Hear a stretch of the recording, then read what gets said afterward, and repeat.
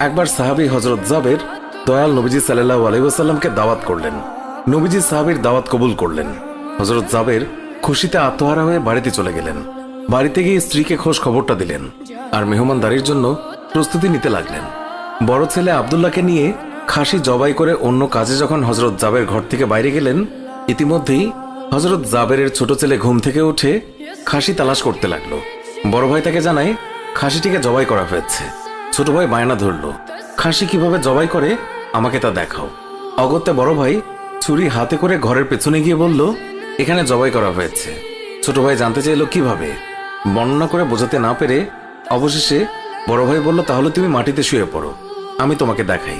ছোট ভাই মাটিতে শোয়ার পর বড় ভাই তার গলায় ছুরি চালিয়ে জবাই করার নমুনা দেখাতে গিয়ে ছোট ভাইকে সত্যি সত্যি জবাই করে ফেলল।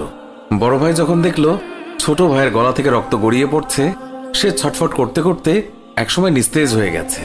তখন বুঝলো ব্যাপারটি কি ঘটেছে। আতঙ্কিত হয়ে সে নিকটবর্তী খেজুর গাছের চূড়ায় উঠে আত্মগোপন করে রইল। এদিকে হযরত জাবের পুত্রদের খোঁজে বাড়ির পেছনে এসে ছোট ছেলের অবস্থা দেখে থমকে গেলেন।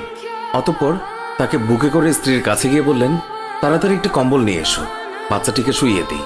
স্ত্রী রক্তমাখা সন্তানের লাশ দেখে চিৎকার করে কাঁদতে লাগলেন।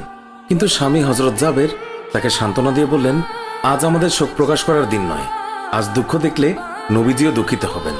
অতএব ধৈর্য ধারণ করো, কষ্ট করে হলেও মুখে হাসি ফুটিয়ে তোলো।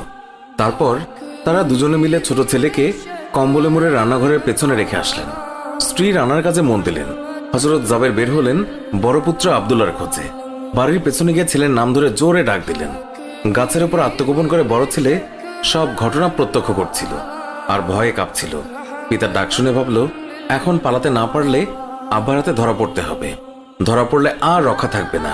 পালানোর উদ্দেশ্যে গাছ থেকে লাফিয়ে পড়ে আঘাতপ্রাপ্ত হয়ে সেও মৃত্যুর কোলে ঢলে পড়ল।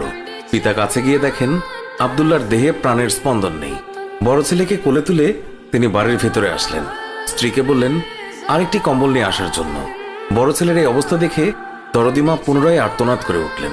স্বামী তাকে পুনরায় সান্ত্বনা দিয়ে বললেন, ধৈর্য ধরো, আজ আমাদের দুঃখ প্রকাশের দিন নয়, আজ আমাদের পরম আনন্দের দিন। দয়াল নবীজি অল্প কিছুক্ষণের মধ্যেই আমাদের ঘরে তাশরিফ রাখবেন। তারপর দুজনে মিলে বড় ছেলের লাশও কম্বলে মুড়ে ছোট ছেলের লাশের পাশে রাখলেন। স্বামী স্ত্রী তাদের চোখের পানি মুছে মুখে হাসি ফুটিয়ে তুললেন। হযরত জাবের বাড়ির সামনে দাঁড়িয়ে নবীজির আগমনের অপেক্ষা করতে লাগলেন। অল্প